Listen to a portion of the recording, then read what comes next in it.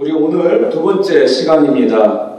지난주 하나님의 말씀에 사로잡힌 사람이라는 주제로, 수업 주제로 말씀을 나눴고요. 오늘은 바로 두 번째 시간으로 그릭 시내가의 훈련이라는 그러한 말씀을 통해서 함께 오늘 말씀을 나누도록 하겠습니다. 성경에 나오는 위대한 인물들을 보게 되면요, 중요한 공통점이 있습니다. 여러분 혹시 그게 무엇이라고 여러분들은 생각하십니까? 언제나 그들의 출발을 보잖아요. 그러면은 힘찬 희망과 큰 비전으로 출발을 하더라는 것입니다. 그러나 그런 당당한 출발 뒤에는 형통이 아니라 반드시 고독한 광야, 외로운 광야길이 기다리고 있다라는 말씀입니다. 예를 들어서 요셉을 잘 보시면은 요셉이 어땠습니까? 요셉이 어느 날 꿈을 꿉니다.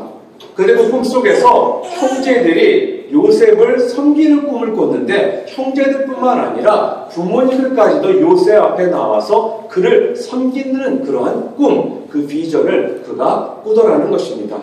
아마 그 꿈을 꿨을 때 와, 하나님께서 도대체 내 인생을 어떻게 얼마나 크게 사용하시려고 나에게 이런 큰 꿈을 꾸게 하셨을까라는 그런 생각을 분명 그는 가졌을 것입니다. 요셉은요 17살 젊은 나이에 그 꿈을 꾼 뒤에 큰 비전과 그런 말씀을 붙들기 시작했습니다. 그의 인생이 그때부터 시작됐다는 거예요. 그런데 여러분들이 잘 알고 계시는 것처럼 그 꿈처럼 그 비전처럼 요셉의 삶이 그렇게 형통하고 평탄한 길로 가고 있지는 않았다는 거예요. 그 뒤에 오히려 힘들고요 어려움이 그에게 찾아오기 시작합니다. 여러분이 너무나도 잘 아는 요셉 이야기를 통해서 알다시피 어떤 일이 벌어집니까? 그에게는 광야의 길을 걸어야만 되는 상황들로 그 삶이 점점 가고 있다는 거예요. 그 꿈 뒤에 찾아온 것이 무엇입니까? 바로 그의 형제들로부터 미움과 분노를 사기 시작합니다. 그 미움과 분노 때문에 어떤 일이 벌어집니까? 요셉이 하루아침에 애굽의 노예로 팔려가는 그런 상황이 놓입니다. 그걸로만 끝났습니까? 감옥에 들어갑니다. 감옥에 있으면서 10년이라는 불행한 시기를 그는 보내더라는 것입니다. 불행의 불행을 거듭한 어떻게 보면 광야를 통해서 그가 그 삶을 보내기 시작했다는 거예요. 그런가 하면 여러분이 또 잘 아시는 모세는 어떻습니까? 그 나이 40에 조국과 민족을 위해 갑자기 불같은 마음이 끓어오릅니다. 그래서 같은 민족의 그 사람을 돕기 위해서 자기도 모르게 애굽 사람을 군인을 죽이게 되는 이 일을 벌리게 됩니다. 자, 그 일이 있은 후에 아마 모세는 어땠을까요? 아마 이스라엘 백성들에게 큰 환영을 받고 모세의 그 모습 때문에 많은 사람들이 모세를 따를 거라는 그런 생각을 아마 그는 가졌을지도 모릅니다. 그런데 어떻게 됐습니까? 그와는 정반대의 결과가 그에게 닥쳐오더라는 거예요.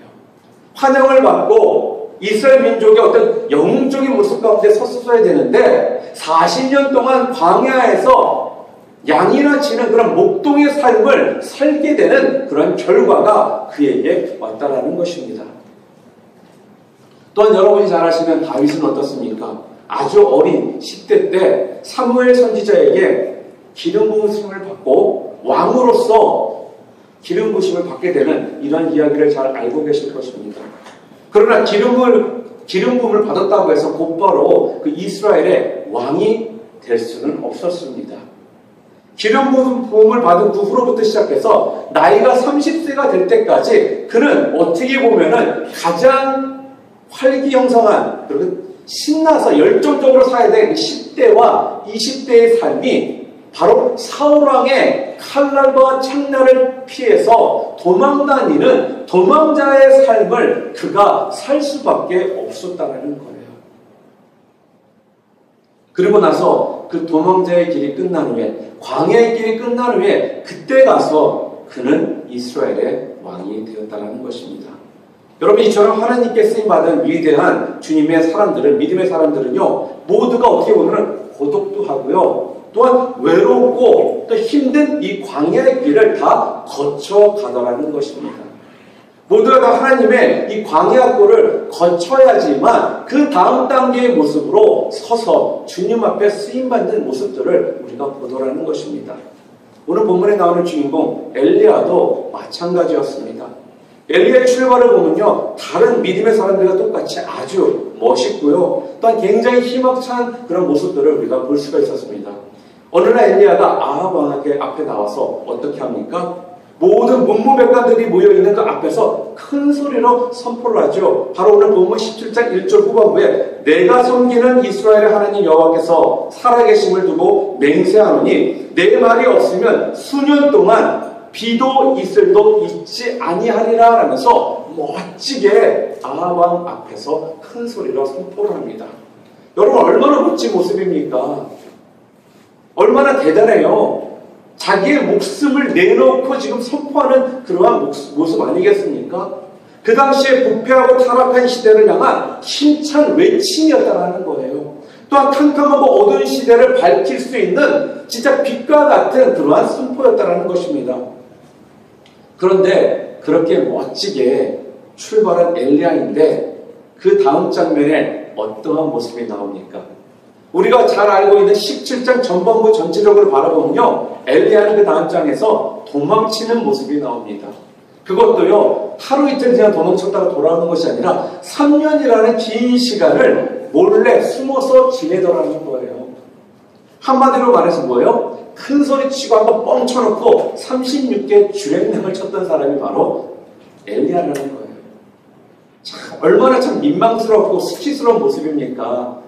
사람들 앞에서 그렇게 당당하게 담대히 선포해놓고 본인은 도망을 치니, 여러분, 근데 이것이 바로 열왕기상 17장 전체적으로 보여지는 바로 엘리야의 모습이라는 말씀입니다. 자, 그렇다고 엘리야가 스스로 지금 무서워서 두려워서 이렇게 도망을 쳤을까요? 여러분이 잘 알다시피 엘리야는 도망칠 마음이 전혀 없었던 사람이었습니다. 그런데요, 하나님께서 그렇게 하라라고 명령을 하셨기 때문에 지금 그는 그리시네가로 도망을 쳤던 겁니다. 오늘 본문 3절에 하나님이 그리시네가 가서 숨어라라고 말씀을 하셨다는 거예요. 여러분, 왜 그랬을까요? 왜 하나님께서는 엘리야에게 도망가서 숨어 있으라라고 말씀을 하셨을까요? 차라리 주를 위해 죽어라, 차라리 주를 위해 고난을 받아라라고 한다면 훨씬 폼든하고 멋도 있을 텐데, 거기에는 몇 가지 아마 이유가 분명히 있습니다. 그 이유가요, 바로 전체적으로 17장을 통해서 하나님께서 우리들에게 알 수 있도록 해주신다는 거예요. 우리가 추측을 해봅니다. 여러 가지로. 왜 그러셨을까? 첫 번째는 아마 그럴 수가 있을 거예요. 엘리야가 지금 솔직히 아합 왕 앞에서 선포를 했잖아요. 그러니 아합 왕과 그 다른 사람들이 엘리야를 가만두지 않았을 거라는 겁니다. 감히 왕 앞에서 죽으려고 저러한 선포를 했다라는 자체만으로도 분명히 엘리야는 죽을 수도 있을 수 있었다라는 거예요. 거기를 상황을 해서부터 그를 피하게, 도망치게 하려고 하나님께서는 그렇게 하셨을 수도 있습니다. 또한 그때부터 3년 동안 비가 오지 않는다라고 분명히 선포했지 않습니까? 그러니까 기근으로부터 엘리야를 보호하기 위해서 그를 피난시켰을 수도 있다는 겁니다. 그런데 좀 더 깊이 이 말씀을 좀 생각해보고 묵상해 본다면요, 그 정도의 목적이었다면 하나님께서 굳이 엘리야를 도망치게 꼭 하셔야만 됐나라는 질문을 우리가 해볼 수가 있습니다. 그래서 솔직히 잘 생각해보면 그것이 이유가 꼭 되었던 것은 아니다라는 것을 우리 스스로는 좀 생각해 볼 수 있다는 거예요. 기왕이면은 엘리야 같은 굵은 선지자가 아니겠습니까? 그러면 좀 폼 좀 나게 하늘로부터 진짜 난공불락의 성이 뚝 떨어져가지고 엘리야를 좀 보호해준다든지, 엘리사에게 보내주셨던 천군 천사를 보내셔가지고 엘리야를 보호해주신다든지, 아니면 엘리야의 집으로 찾아오는 사람마다 눈을 멀게 하셔서 눈 멀어서 돌아가게 한다든지, 분명히 하나님께서는 다른 방법으로도 엘리야를 보호하실 수가 있었다는 거예요. 그런데 굳이 엘리야를 도망자처럼 숨어서 도망가게 하신 이유는 도대체 무엇일까요? 근데 이 이유가 바로 오늘 성경을 통해서 하나님께서 분명하게 우리들에게 보여주고 계시는 뚜렷한 이유를 하나 우리가 찾아볼 수가 있습니다. 그게 뭐냐? 하나님은요, 지금 엘리야를 훈련시키고자 하시는 분명한 목적이 있으셨다는 거예요. 하나님 앞으로 엘리야를 더 크게 쓰시기 위해서 믿음의 귀한 일꾼으로 엘리야를 사용하시기 위해서 엘리야를 그런 광야의 길로, 광야의 훈련 가운데 그를 집어 넣으셨다는 말씀입니다.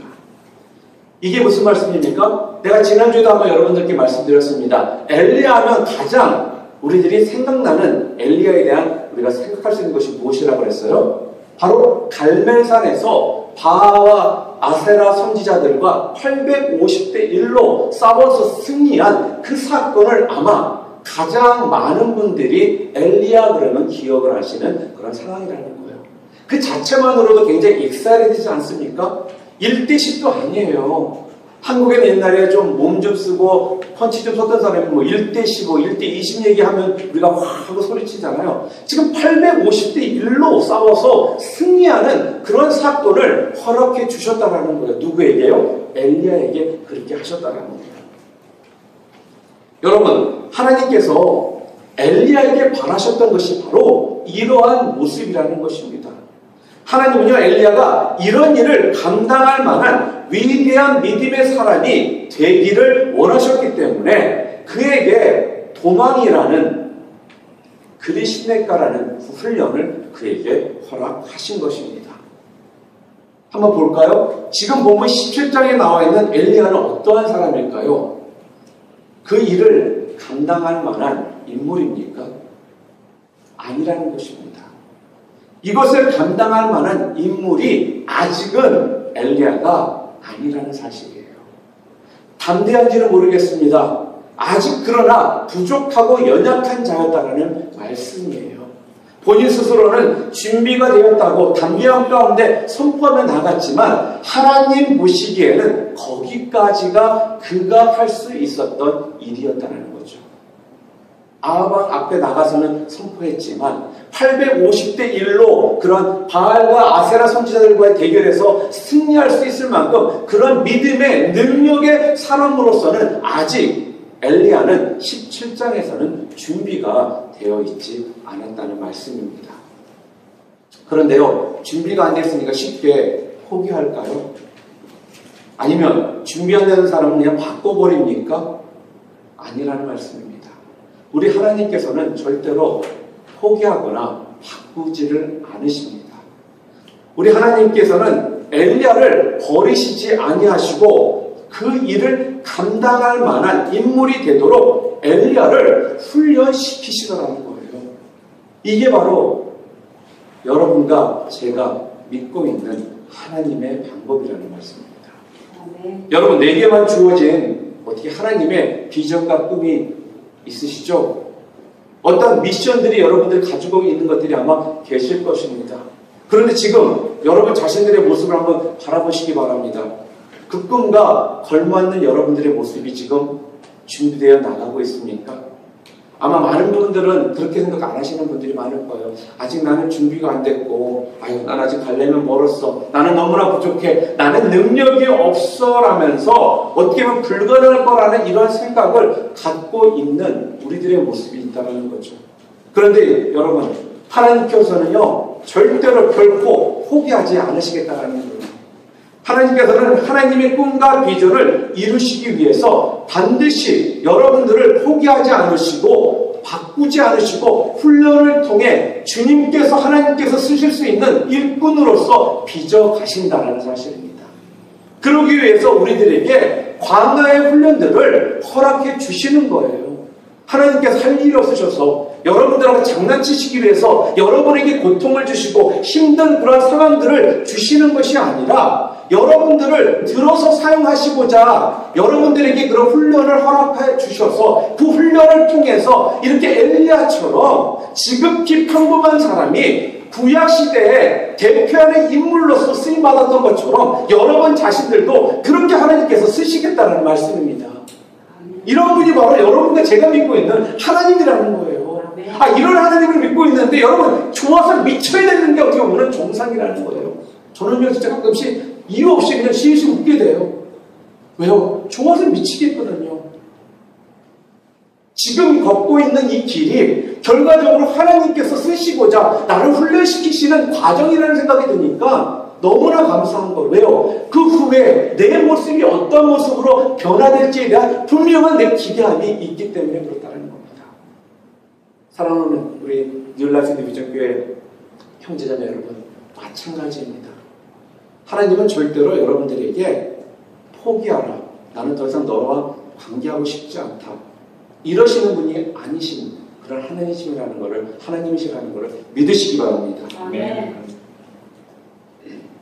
자, 그렇다면 여러분 가운데 목사님 근데 어떻게 압니까? 엘리야가 그 훈련을 통해서 준비되어 나가고 있다는 걸 어떻게 알 수 있을까요? 성경은요 참 정확합니다. 성경이 뭐라고 하면서요? 하나님께서는 한 여인의 입술을 통해서 엘리야가 바뀌었다, 준비되었다, 훈련을 지금 잘 통과하고 있다는 것을 말씀해 주고 있습니다. 오늘 본문 뒷부분에 나오는 24절을 한번 해보세요. 열왕기상 17장 24절 우리 함께 좀 읽었으면 좋겠습니다. 이렇게 말합니다. 여인이 엘리야에게 이르되 내가 이제야 당신은 하나님의 사람이시요 당신의 입에 있는 여호와의 말씀이 진실한 줄 아노라 하니라. 이제야 당신이 하나님의 사람이요 당신의 입에 있는 여호와의 말씀이 진실한 줄 알겠노라. 무슨 말씀이에요? 이제야 훈련을 통과한 이제야 당신이 하나님의 사람임을 내가 알겠노라 라면서 한 여인의 입술을 통해 다시 한번 확인시켜 주고 계신다는 겁니다. 무슨 말씀입니까?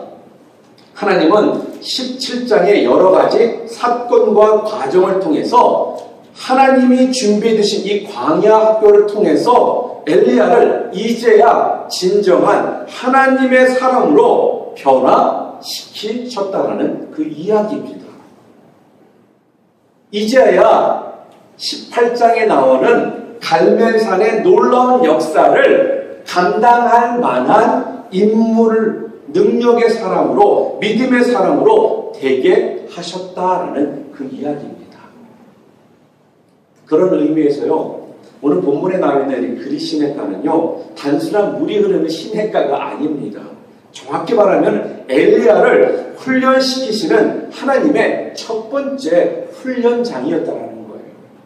여러분, 엘리야 되게 한 훈련장이 그리 시냇가라면은 오늘 나 되게 하는 주님이 예비해 두신 나의 훈련장은 도대체 어디일까요? 여러분, 어쩌면 오늘 내가 처해 있는 내 삶의 현장이 바로 하나님께서 여러분들에게 나에게 예비해 놓으신 바로 나의 훈련장일 수 있다는 겁니다. 어떤 다른 멋진 훈련장이나 따로 예비되어 있는 것이 아니라는 말씀이에요.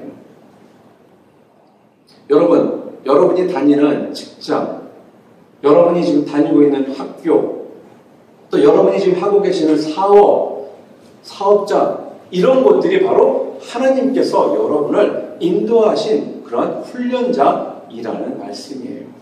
또 한번 생각해 보시기 바랍니다. 캘리포니아에 참 수많은 교회가 있습니다. 그리고 오렌지 카운티에도 수많은 우리 한인 교회들이 있습니다. 다른 교회에 여러분 다니실 수 있잖아요. 그런데 하나님께서 여러분을 뉴라이프 뉴 비전 교회로 여러분을 인도하셨다는 거 여러분 믿으십니까? 아멘. 그렇다면 하나님이 나를 인도해 주신 나의 직장이나 또한 나의 가정이나 나의 교회가 하나님이 나를 예비해 두신 최고의 훈련장이라는 사실을 믿으시기 바랍니다. 여러분, 내가 다니는 직장이 생활이 조금 힘들고 지치고 직장에서 나오는 월급도 별로 많지도 않고 또 하고 있는 사업도 잘 안 되고 여러 가지로 참 어려운 마음들이 생길 때마다 그만두고 싶다라는 생각 분명히 가질 수 있습니다. 그런데 그럴 때마다 여러분 이렇게 생각하시기 바랍니다. 그것이 바로 하나님께서 나에게 허락하신 광야의 훈련소다라는 이 사실을 여러분들이 받아들이시기 바랍니다. 그럴 때 바로 거기에서 여러분이 그 훈련을 시작하시는 것이고요. 그 훈련을 통해 여러분들이 변화돼서 하나님의 귀한 일꾼으로서 여러분들이 쓰임받게 된다는 거예요. 비록 여러분의 가정이 다른 가정에 비해서 덜 행복해 보인다든지 또 문제도 많고 아픔도 많다라는 이런 생각이 들 때마다 바로 지금 내가 있는 이 가정이 하나님께서 나에게 허락하신 또 나를 더 크게 사용하시고자 허락하신 훈련소라는 이 마음을 여러분들이 가지신다면은 여러분의 가정은요, 여러분의 직장은요, 여러분의 학교 생활은요 완전히 다른 모습 가운데 여러분에게 다가오기 시작할 거라는 거예요. 100% 내가 원하는 대로 100% 내가 만족하는 대로 우리들이 살 수 있는 것이 아니라 만족이라는 것은요 1%의 만족만으로도 행복한 삶을 살 수도 있고요 99%의 만족이 있어도 그 1%가 부족해서 만족하지 못하고 사는 사람들이 있다는 겁니다. 비록 지금 당장 그 1%밖에 내가 만족 못하지만 이 1%가 곧 나머지 99%를 나중에는 변화시켜 줄 것이고 지금의 내 상황이 하나님의 훈련을 통해 나를 더욱더 단단한 모습으로 바뀌게 해주신다면 그때는 더욱더 큰 만족이 나한테 올 거라는 이런 믿음이 여러분 가운데 있으시다면 여러분은 절대로 지금의 여러분의 환경 때문에 여러분의 상황 때문에 그것 때문에 좌절하거나 힘들어하거나 아파하거나 고통받지 않으셔야 된다는 말씀입니다. 오늘 본문으로 다시 돌아갑니다. 오늘 본문을 통해서 우리 엘리야를 통해 하나님께서 우리들에게 지금 말씀해 주고 계시는 것이 무엇이냐? 바로 오늘 이 그리 시내가에서 하나님이 엘리야를 지금 훈련시키시고 계십니다. 그런데 훈련 중에는 항상 이런 거 있잖아요. 우리가 대학을 다니다 학교를 다닐 때 보면은 필수 과목이 있습니다. 필수 과목이라는 게 뭐죠? 꼭 통과해야 되고 꼭 택해야 되는 수업이 필수 과목 아니겠습니까? 우리 신앙인들 가운데 우리 가운데도 꼭 필요한 필수 과목이 있다는 거예요. 그것이 무엇이냐? 오늘 성경은 두 가지를 우리들에게 말씀해 주고 있는데 첫 번째가 하나님께서 이 그리 시내가 훈련장을 통해서 하나님의 말씀에 절대적으로 순종하도록 하는 순종의 훈련을 지금 시키고 계신다는 겁니다. 여러분과 저 또한 꼭 필수 과목으로 받아야 되는 것이 바로 순종의 훈련이라는 거예요. 무슨 말씀입니까? 하나님의 말씀에 절대적으로 순종하는 겁니다. 이게 첫 번째 여러분들이 꼭 하셔야 될 전공 필수 과목입니다. 순종이란 훈련 무엇을 말할까요? 바로 하나님의 말씀을 말씀하고 있습니다. 하나님의 말씀을 들으면요 한번 생각하라는 것이 아니라 무조건적으로 순종하라는 거예요. 토를 달지 말라는 것이 바로 하나님께서 우리들에게 허락하신 순종의 첫 번째 훈련이라는 말씀입니다. 오늘 본문 3절 4절 함께 보겠습니다. 너는 여기서 떠나 동쪽으로 가서 요단 앞 그리 시냇가에 숨고 그 시냇물을 마시라. 내가 까마귀들에게 명령하여 거기서 너를 먹이게 하리라. 제가 지난주도 말씀드렸지 않습니까? 엘리야에게 아방 앞에 나가서 목숨을 걸고 선포하고 대항하는 것이 쉽겠습니까? 아니면 도망치는 것이 엘리야에게 쉽겠습니까? 지금 이 상황 가운데 엘리야는요 아방 앞에서 선포가 나갈 때 죽으면 죽으리라는 목숨을 내놓고 있었던 그런 사람이었습니다. 그렇기 때문에 엘리야는 솔직하게 말하면은 아방 앞에 나가서 선포하고 그거 싸우는 것이 더 쉬웠던 사람이에요. 이 말씀은 도망치는 것이 더 어려웠던 사람이 바로 엘리야라는 거예요. 그는 도망가고 싶지 분명히 않았을 거라는 겁니다. 그냥 진짜 목숨 내놓고 나왔는데 좀 확실하게 뭔가 좀 보여주고 싶은 이런 마음이 분명히 그에게는 있었을 거라는 거예요. 그런데 지금 엘리야는 어땠습니까? 하나님께서 도망가서 숨으라니까 토 하나 달지 않고요. 이런 상황 가운데서 도망가서 숨더라는 거예요. 솔직하게 누가 지금 엘리야가 하나님 앞에 저 좀 살려주세요. 저한테 먹을 거 달라고 이렇게 외쳤던 사람도 아니었습니다. 그런데도 불구하고 주님이 지금 엘리야한테 도망가라는 거예요. 숨어 지내라는 거예요. 여러분 이것이 이해가 되십니까? 저는 솔직히 잘 생각하면 이해가 좀 안 됐었어요. 처음에는요. 그런데요. 하나님은 왜 이런 말씀, 이런 명령을 엘리야에게 하셨을까요? 순종이요. 바로 그런 것이기 때문에 그렇습니다. 무슨 말씀입니까? 순종이라는 건요. 도무지 내 뜻과 생각과 맞지가 않습니다. 또한 순종이라는 건요. 내 논리로는 이해가 되지 않는 것이라는 거예요. 순종이라는 것은요. 상식적으로 받아들여지지 않는 것이 순종이라는 것입니다. 그러나 그것이 하나님의 말씀이기 때문에 순종하고 하나님의 인도하심이기 때문에 가는 것, 이것이 진정한 순종이라는 것입니다.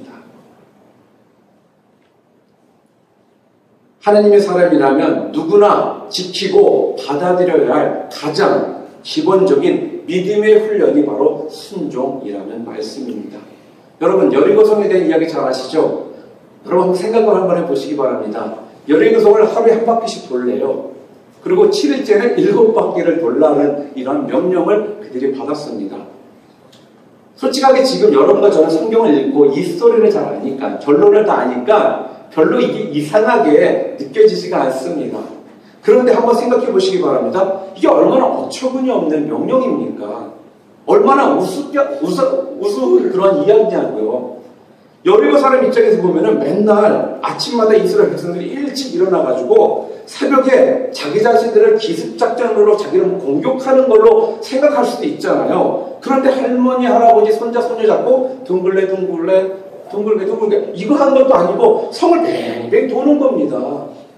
근데 분명히 그러한 일들을 하고 있을 때 이스라엘 백성들 가운데는 불만을 품고 있는 사람들은 분명히 있었을 거예요. 그들 가운데 야 도대체 갑자기 여리고성이 열려가지고 칼과 창을 들고 그들이 나와서 우리를 칼로 죽이면 어떡하냐라면서 이렇게 불평 아닌 불평을 하는 사람들도 분명히 있었을 거라는 것입니다. 그런데요 계속적으로 여리고성을 하루에 한 바퀴 돌고 7일째는 7바퀴 돌라는 이 명령에 사람들이 조금의 토도 달지 않고 순종하며 나아가더라는 겁니다. 무슨 말씀입니까? 이것이 무슨 이야기를 우리들에게 해주고 있느냐? 여러분과 저에게 이해가 되고 우리의 상식에 맞는 그런 것을 통해서 하냐 안 하냐 이런 것들이 우리들에게 필요한 것이 아니라 하나님의 말씀이라면 여러분이 이해가 됐든 또 여러분의 논리에 맞지 않던 상관없이 무조건 순종하는 것이 우리들에게 필요한 모습이라는 그 말씀이에요. 내가 이해가 되든 되지 않든 하나님의 말씀이라면 전적으로 토달지 않으시고 순종하시는 우리 뉴라이프 디비전 교회 우리 성도님들 모두 되시기를 주님의 이름으로 축복합니다. 네. 자, 엘리야는 어땠습니까? 이런 하나님의 말씀 앞에서 엘리야는 이해되지 않고 절대로 논리적으로 말이 되지 않는 사람이었지만 토달지 않고 하나님의 말씀에 심플하게 단순하게 순종하고 나아갔습니다. 5절에 그가 여호와의 말씀과 같이 하여 곧 가서 요단 앞 그리시네가에 머무르매. 자, 말씀을 한번 자세히 보세요. 그냥 저가 가서 요단 앞 그리시네가에 머물고 라고 성경은 말씀하고 있지 않습니다. 뭐라고 하겠습니까? 앞부분에 그가 여호와의 말씀과 같이 하여 곧 가서. 엘리야는 지금 하나님의 말씀 앞에 단순하게 즉각적으로 지금 순종했다는 거예요. 여러분 하나님의 말씀 앞에 늘 단순하게 머뭇거리지 않으시고 순종할 줄 아는 믿음의 귀한 백성들 모두 되시기를 주님의 이름으로 축원합니다. 자, 그 다음에 그리시네가에 또 다른 차원의 훈련이 하나 더 있었습니다. 그게 뭐냐? 첫 번째가 순종의 훈련이었다면 두 번째는요, 오직 하나님의 인도하심만 믿고 따라가는 믿음의 훈련이라는 거예요. 믿음의 훈련.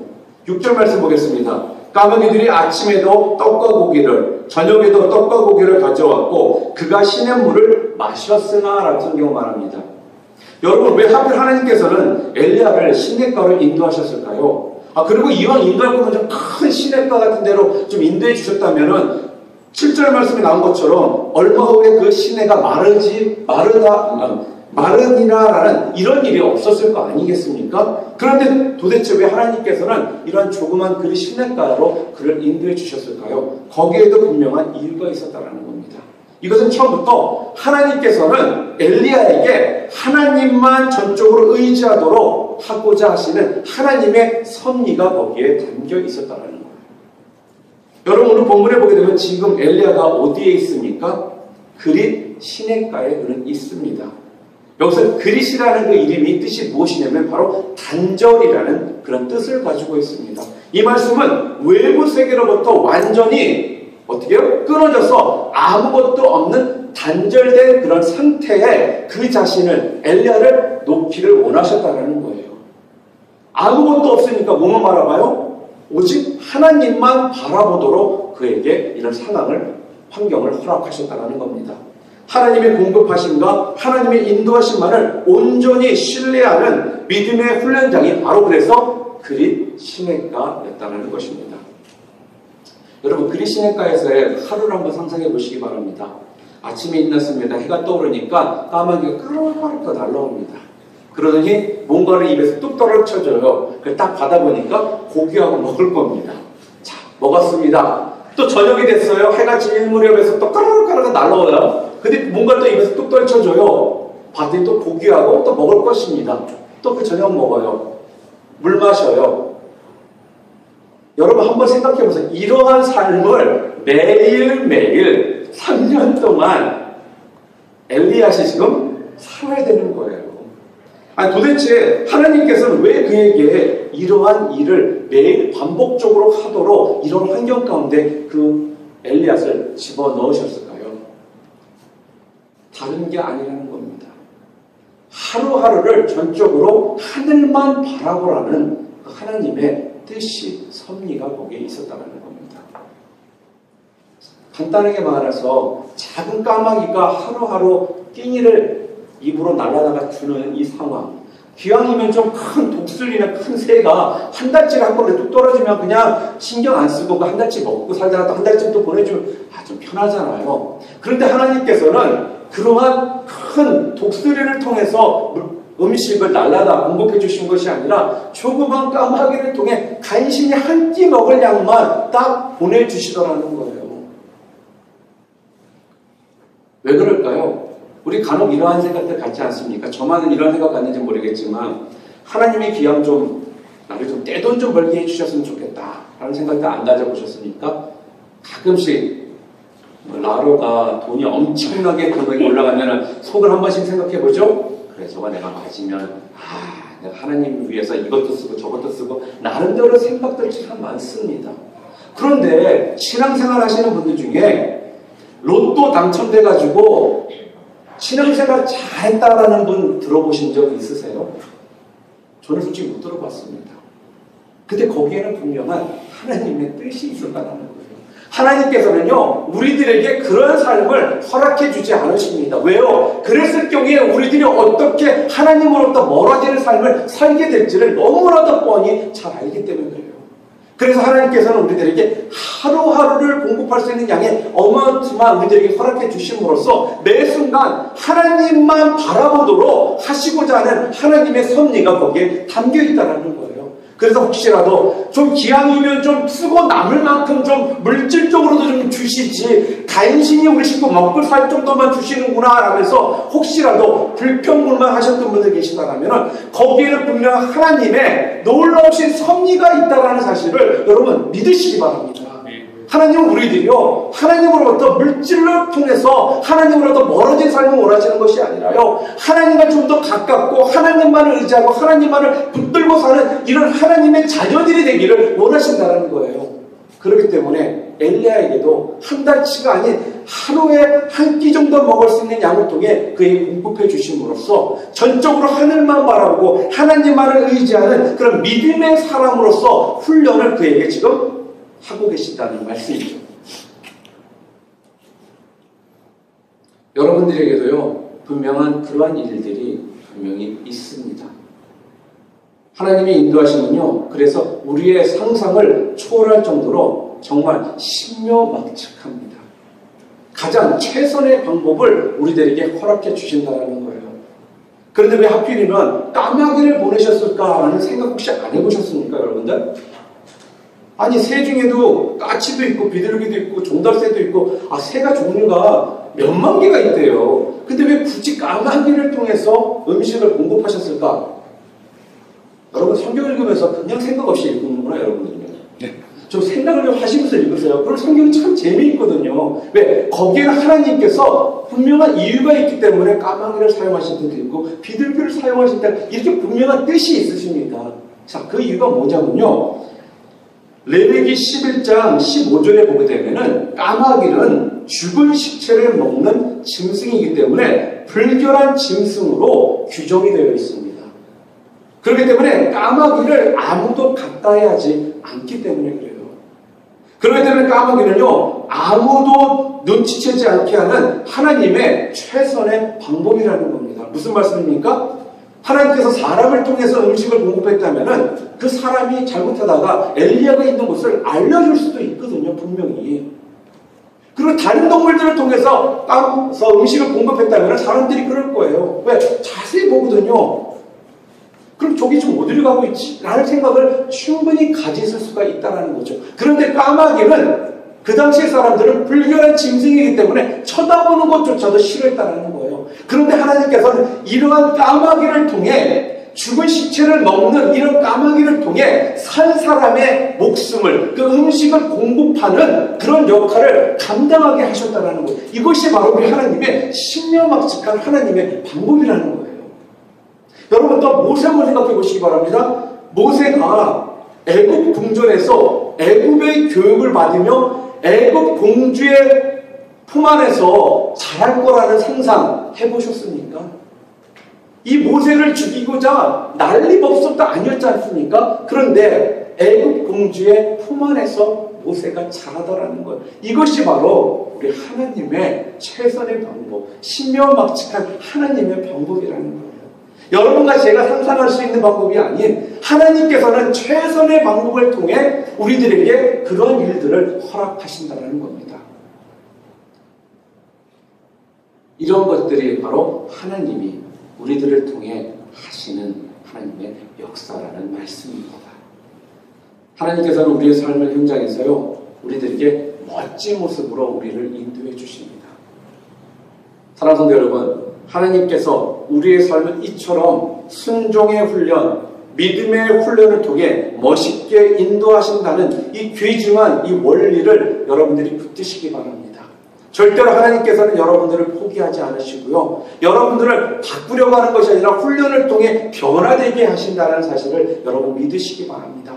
순종은 그래서 뭐라고 그랬습니까? 여러분의 이해를 통해서 따르는 것이 순종이 아니고, 여러분의 논리에 맞아야지 따르는 것이 순종이 아니고, 여러분의 상상에 맞아야지 따르는 것이 순종이 아니라, 그렇지 못할지언정 하나님의 명령이라면 내가 무조건 토달지 않고 가는 모습이 바로 순종이라는 사실, 여러분 깨달으시는 그런 시간 되시기를 바랍니다. 믿음의 훈련은 바로 여러분과 저의 상상으로 할 수 없는 방법으로 하나님께서는 하나님을 믿고 나아갈 때 우리들의 삶 가운데 역사해 주신다는 것입니다. 이런 훈련을 통해서 엘리야가 하나님의 놀라운 선지자로 쓰임받았던 것처럼 우리 뉴라이프 뉴비전교회 우리 모든 지체들 모두가 이러한 모습으로 순종과 믿음의 훈련을 통해 놀랍게 쓰임받으시기를 주님의 이름으로 축원드립니다. 우리가 함께